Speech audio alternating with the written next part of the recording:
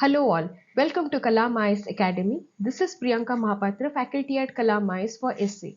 So today we'll be having a detailed analysis of the UPSC Essay Paper 2022. The topic is You Cannot Step Twice in the Same River. So before actually writing the main content of the essay, we go through certain exercises.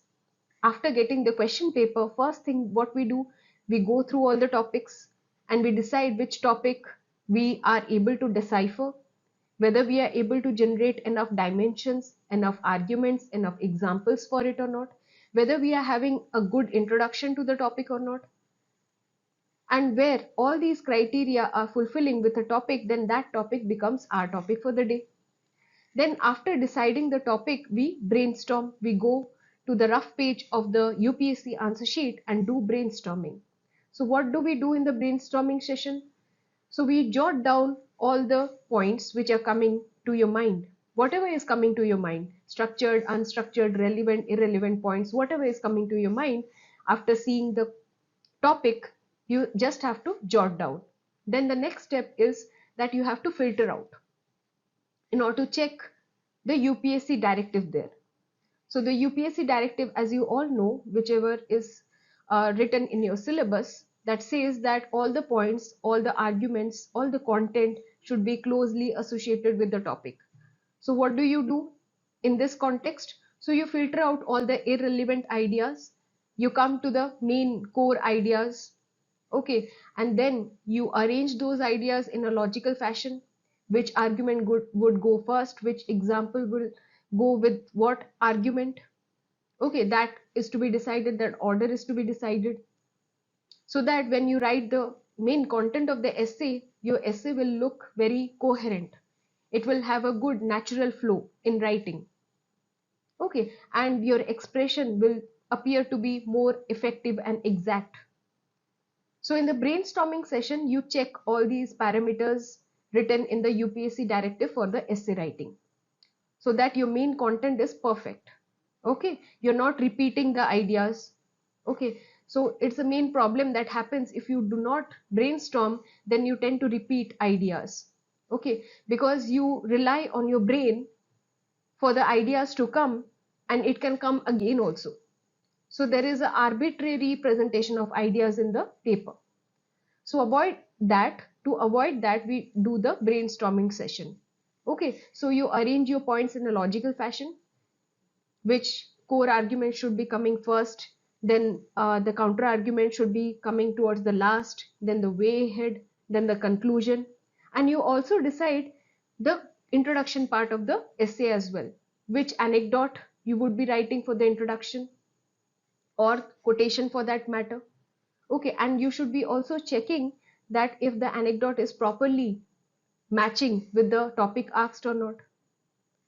Okay, so let's now come to the brainstorming session of this essay topic. So in the brainstorming, you have to make sure that you are having that important 4-5 dimensions to the topic.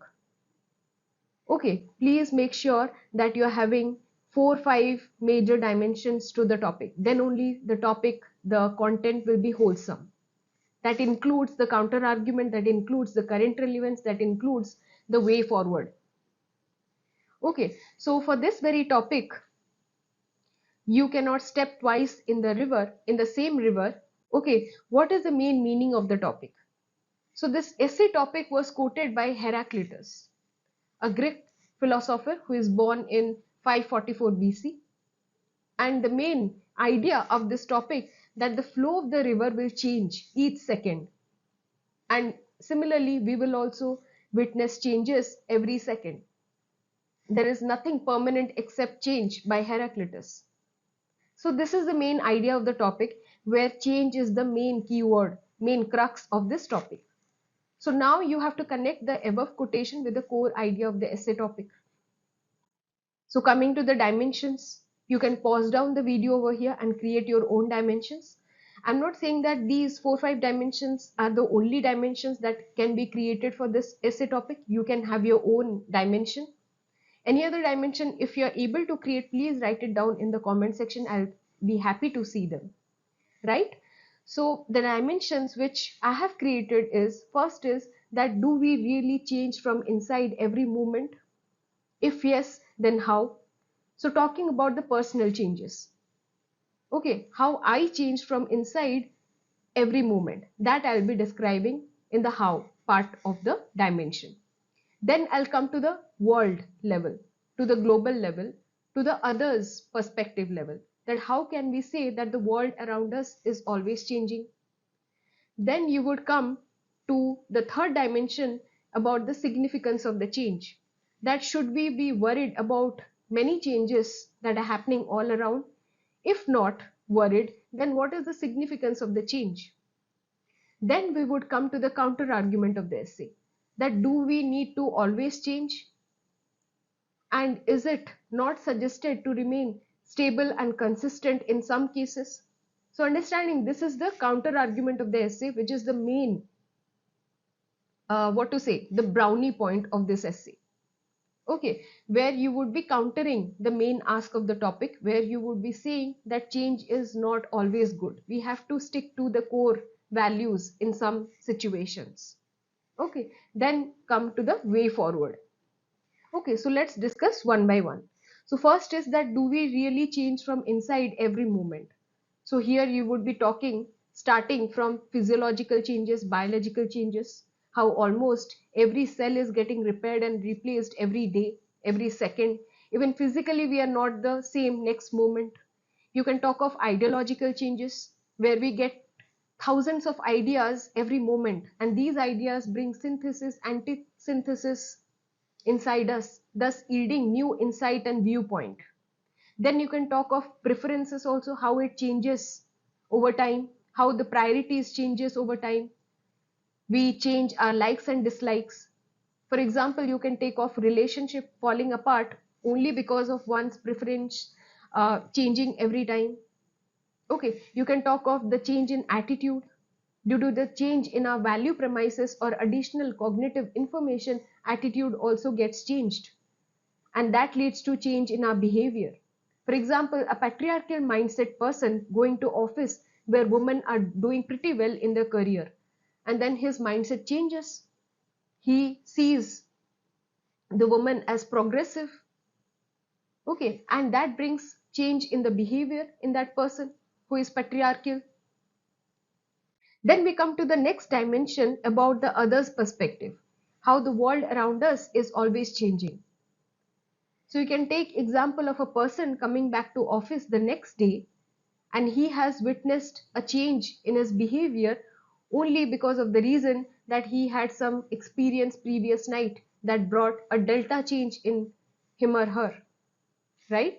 Then we can talk of a business level change. Business situation always keeps changing. Okay, it is decided by the dynamic interaction of the demand and the supply. You can take the example of Sensex. Then you can also talk of policy changes that happens because of the societal dynamics, because of the people's demand over the time. For example, Bharatiya Nyaya Sanhita Bill, how it has replaced the decade-old, the British era Indian Penal Code 1860. You can talk of the Supreme Court judgments, how they have evolved over time according to the societal dynamics. You can talk of the evolution of Article 21 over here. Then you can also take your essay to the global level. You can talk of international relations, where you can say that neighbors, they never remain in the same orbit. You can take the example of Bangladesh, how it is becoming a textile hub, which is challenging India's position in textiles. You can talk of the Sri Lanka's economic and political crisis, how that situation led to the cordial relation between India and Sri Lanka, because Sri Lanka was biased towards China before. Okay, so they return back into our desired orbit in this case, right? Then we come to the next, that should we be worried about these changes all around? If not, then what is the significance of the change? So here you can start with some analysis that changes indicates a disturbance in the existing equilibrium, but this is for the good in many cases. You can also quote Albert Einstein, where he said that we cannot solve problems by using the same kind of thinking we used when we created them. The same problem cannot be solved by the same mindset. Okay, so you can take help of important quotations by great philosophers, great scientists in order to support your argument. Okay, you can talk of the agile policy. You can talk of the changing taxation policy for the corporate tax in India in order to attract investment from 30% to 22%. You can talk of at the individual level, how we should not expect similar kind of success in all the competitive examinations. So here the main idea is that this dimension is also important for you to mention that what is the significance of the change, where change as a keyword is the main demand of the topic, right? So all the examples, whenever you are jotting down in your brainstorming session, it should be thoroughly like redistributed. So you should make sure that the examples are not getting repetitive. At the same time, all the examples are diverse, okay, and they are distributed according to the arguments you are making. Okay, so whichever arguments you are making under significance of change, that is not getting repeated in the first dimension, right? So in the brainstorming session, you should make sure that the examples are redistributed and not getting repeated.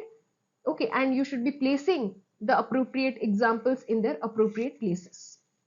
Then you can talk of the scientific change. Here you can talk of Einstein's theory of relativity, how his revolutionary theory of relativity has transformed our understanding of gravity and space-time, paving the way for advancements in the physics and astronomy. So here you're talking of science. Then you can talk of technology, you can talk of energy, you can talk of economy, how we have adopted, we are fast adopting the renewable sources, renewable energy sources, EVs, in the wake of climate change and global warming in order to build a more sustainable future. So seeing the examples and the arguments here are diverse. You're taking help of society examples, from policy changes, from technology, from international perspective. Okay, so this is how your essay examples will be diverse, your content will be diverse. And coming to the multi-dimensional perspective of the essay, you need to have 4-5 important dimensions for this essay topic, which will make your essay multi-dimensional.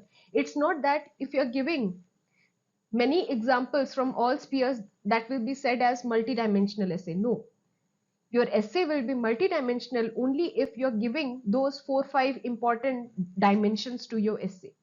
Okay, and your essay will be said diverse when you're giving examples from all spheres, from science, from society, from policy changes, from a judiciary, right?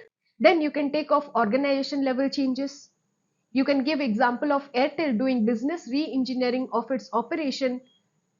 Why? Because of Jio launch and how it is competing for survival in the market. Then you can give example of international relation. You can write about India's strategic autonomy, which it is showcasing in form of taking stance on Ukraine-Russia war, which is much different than the NAM of Cold War time. India actually avoided taking sides in the US-Soviet conflict and pursued relations with both the superpowers. But now India is expressing concern about the humanitarian crisis and calling for ceasefire and dialogue in case of Ukraine-Russia war, right? Then you can talk of the capacity building over here in the international relation, how India's defense strategy has evolved into more solid warfare strategy from 1962 to 1965 war, how it changed its strategy in order to win in the 1965 war by taking the lessons from 1962. Okay, you can talk of the capacity building that has been happening in the disaster management era. This is a classic example. So there cannot be static approach to dynamic situations. For example, in case of Odisha, around 10,000 people died in 1999 super cyclone, but it took lessons from that super cyclone and evolved its disaster management practice, and that was resulting into zero casualty in the super cyclone Fani, right? Then we come to the counter argument of the essay, which is the cherry on the cake, which is rewarding when the marks are concerned. So the counter argument of the essay is that, is it not suggested to remain stable and consistent in some cases? Do we need to always change? So for that, you need to present your arguments and examples. You can talk of the value system, where the eternal and universal value system cannot be changed for the sake of change. For example, the idea of love, peace, truth, harmony will not change in any kind of situation. The human values. Then you can talk of the constitution, how the fundamental basis of constitution cannot change in order to keep the spirit of nation alive. You can talk of the basic structure of the constitution. Then you can say about the importance of keeping policy certainty for the ease of doing business. You cannot bring so many changes in policy and that will affect the business environment in the country. Then you can talk of the stability and resilience. Maintaining core values, structures and identities, it provides a sense of grounding, stability, especially during the times of significant change. So ultimately the need for change is not absolute, but it is contingent on individual circumstances and context. So this is how you should be giving your counter argument of the essay. Then we come to the way forward of the essay. That is the last part of the body. That there is need to overcome the inhibition to change by taking criticism constructively, aspiring for continuous improvement. So this is the main crux of the topic, that we need to take the criticism constructively and we need to continuously evolve, improve for the better.